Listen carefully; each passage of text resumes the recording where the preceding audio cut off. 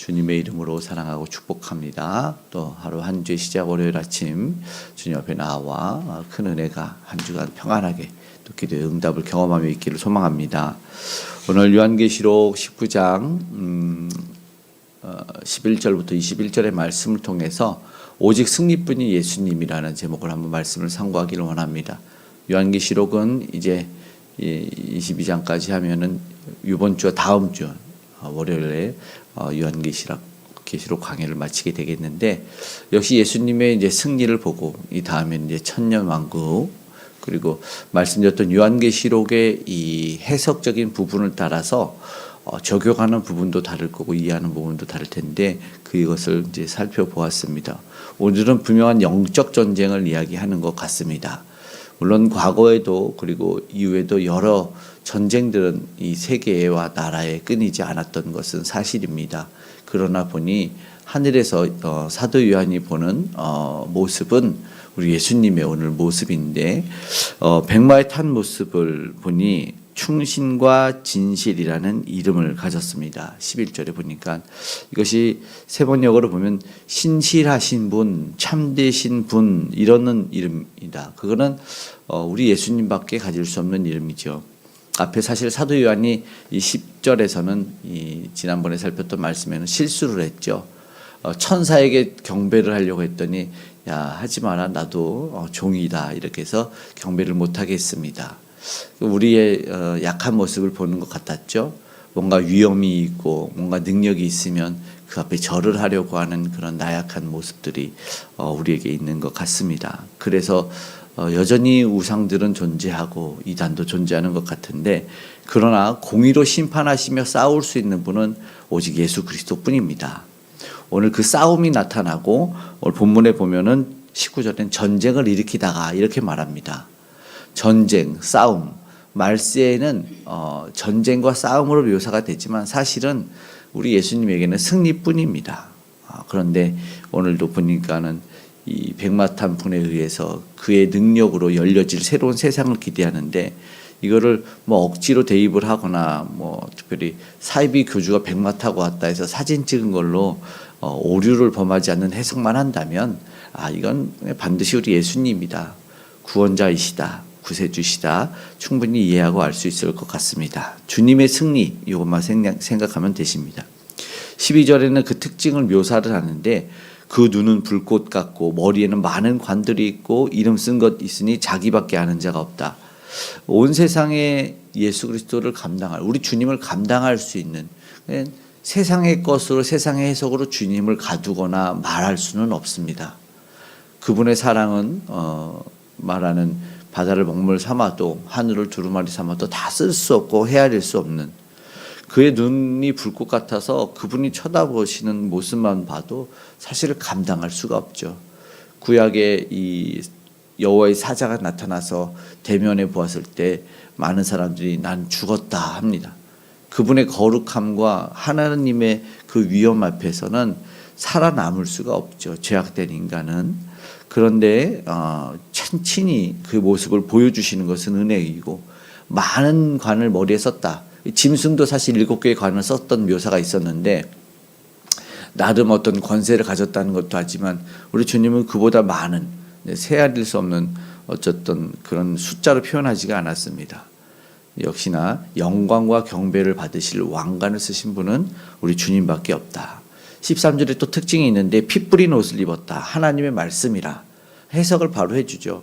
그런데 왜 피로 상징하는지는 알죠. 피는 성경에 생명으로 이야기하고 우리를 대속하는 속죄의 피를 말하는 거죠.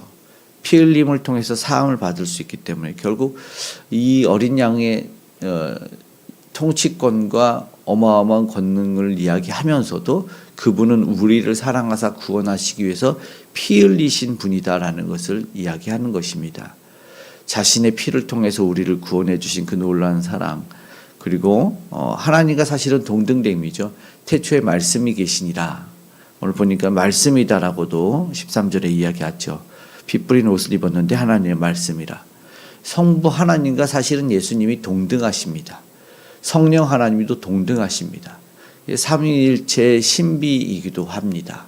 양태론으로서 집에서는 아버지, 나가서는 사장님, 옆집에서 무슨 아저씨, 이런 모습이 아니라 위격은 다르지만 분명하게 각 위격으로 존재하시며, 그 삼위일체 하나님은 그 누구도 떨어지거나 약해지지 않은 분이시죠.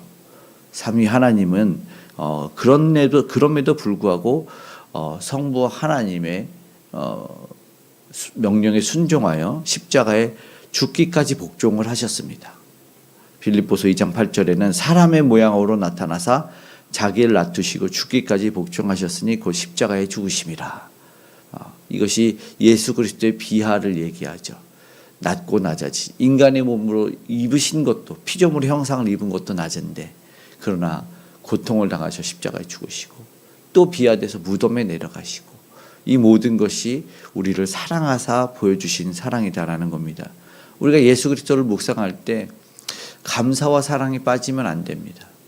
나를 위해서 피 흘려 죽으시고 나를 살리기 위해서 비하를 감당하신 그 예수님을 잊어서는 안 됩니다. 그런데 그분이 마지막에 최종 통치와 승리를 하시는 것을 보여주죠.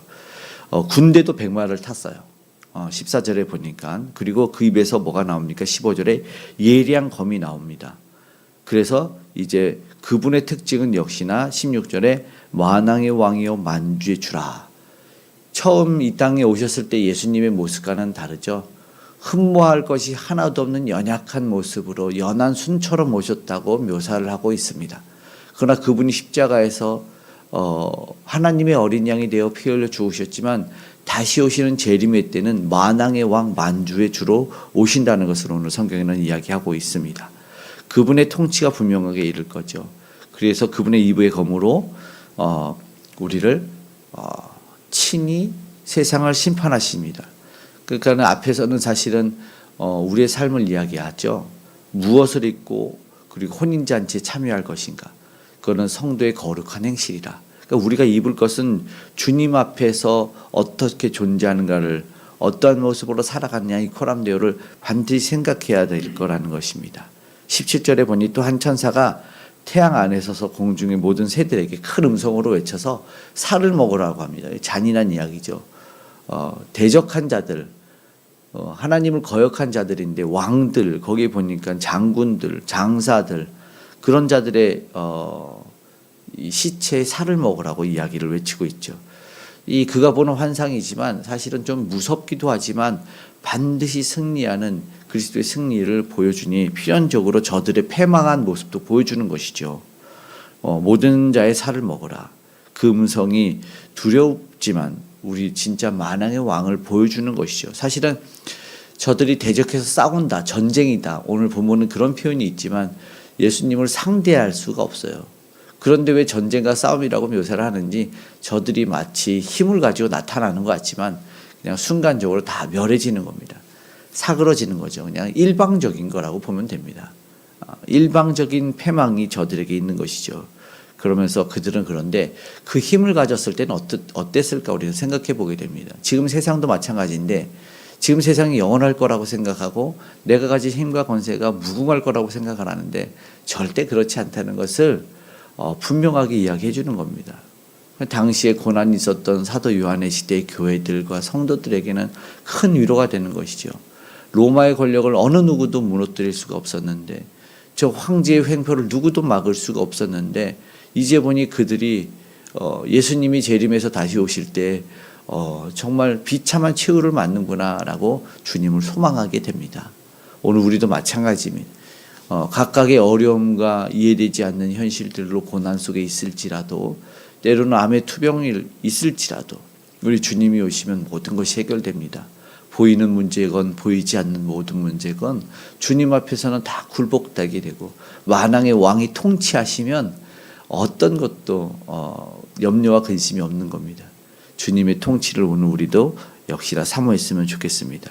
그것은 분명히 조금 있으면 알게 됩니다. 그러면 우리는 주님을 신뢰하고 기다리기만 하면 됩니다. 그래서 19절에 전쟁을 일으키다가, 하지만 그 다음에는 짐승도 잡히고 거짓 선지자도 잡혔습니다. 이제 끝났죠. 아무 대항을 해본 것도 없어요. 저들이 백마탄 우리 주님의 형상에게 무엇을 할 수 있는 것이 없습니다. 어떻게 됐는지 20절에 보니까 산채로 유황불에 던져집니다. 그리고 그들의 살로 또 새들은 배불리더라. 역시나 심판의 모습으로 오늘 19장을 마치고 있습니다. 전쟁 같지만 저들은 유린당하고 멸절당합니다.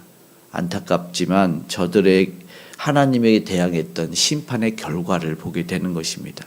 그리고 우리는 더불어 예수 그리스도의 그 큰 권세와 권능을 보게 된다라는 것입니다. 사실 예수님에게는 승리 외에는 없습니다. 비기고 패배하는 것은 예수님에게 존재하지가 않습니다. 물론 이 땅에서 오늘 우리는 지는 것 같았죠. 사탄도 이기는 것 같았을 겁니다. 예수님을 십자가에 못 박으라는 소리가 이기는 것 같았습니다. 그러나 그 사망의 권세를 깨트리고 부활하셔서 빈 무덤으로 만드신 우리 예수님을 우리는 기억했으면 좋겠고, 이후에 다시 오시는 재림의 때에는 봐주는 것이 없습니다. 오직 승리뿐인 예수님을 우리는 보게 될 겁니다. 반드시 이깁니다. 그래서 그 예수를 소망했던 이들은 무엇을 했냐? 승리뿐인 예수님만을 믿고 현재의 고난은 아무것도 아니라 생각하며 핍박 멸시를 참고 복음을 전하러 갔습니다. 이 예수님을 믿어야 되고 이 예수님만이 승리를 주시는 분이기 때문에 그 예수님을 전하러 가고 전했습니다. 강을 건너고 바다를 건너고 채찍에 맞고 십자가에 매달리면서도 예수를 전할 수밖에 없었습니다. 그래서 계속해서 어떤 일이 나왔습니다. 순교자가 나오고 결국은 어떻게 되냐면 그 무섭던 로마를 결국은 그리스도가 정복하게 됩니다. 그 믿는 사람들이 정복을 하게 되죠. 오늘 우리는 예수님이 승리하신다는 것을 기억했으면 좋겠습니다. 그래서 그분이 통치가 있는 교회들은 나름의 분쟁과 왕권을 행사할 수가 없습니다. 싸움이 없어야 되죠. 왜냐하면 주님의 그 교회는 주님이 주인이시기 때문입니다. 오늘도 우리 예수 그리스도의 통치가 우리에게, 우리 삶에, 우리 교회에 임하기를 기도하기를 간절히 소망합니다. 아멘. 사랑의 하나님 감사합니다. 이제 주님의 통치가 임하기를 원하고 주님의 다스리심을 소망하는 이들이 있기를 원합니다. 분쟁이 그치기를 원합니다. 다툼이 멈추기를 원합니다. 오직 승리뿐인 주님께서 모든 악한 권세를 멸하여 주시옵소서. 사랑과 화평과 은혜를 모든 교회와 가정에게 허락하여 주시옵소서. 모든 우리 관계 가운데도 허락하시고 예수를 모르는 이들은 오늘 선교사님들을 통하여 복음 전도자를 통하여 놀라운 역사를 경험하게 하여 주시기 원합니다. 하나님, 특별히 오늘 아픈 이들이 있습니까? 주님 치료하여 주시고 아버지 질병이 떠나가고 다시 한번 회복의 결과를 얻고 이 땅에 남은 삶에 주님 안에서 기쁨과 평강으로 복음 안의 삶을 살고 누리게 하여 주시옵소서. 오늘도 오늘 우리가 기도의 제목으로 간절히 주님 앞에 나아갑니다. 가장 좋은 곳으로 응답하여 주시고 무엇보다 동행하시는 하나님 꼭 알고 체험케 하여 주시옵소서. 그래서 외롭고 힘들고 고난 이들이 위로와 소망 가운데 우리 예수를 부르며 살게 하여 주시고 찬양하며 주님께 영광 감사 돌리는 인생과 삶으로 살게 하여 주시옵소서. 이 나라의 민족에게 위정자들에게 세계 열방에 주께서 함께해 주시기를 소망합니다. 우리 산업의 일태 현장에 안전으로 지켜 보호해 주시기를 소망하며 우리 귀한 다음 세대 가운데도 주님 동행하여 주시기를 간절히 바라며 고마우신 예수님의 이름으로 기도드리옵나이다. 아멘.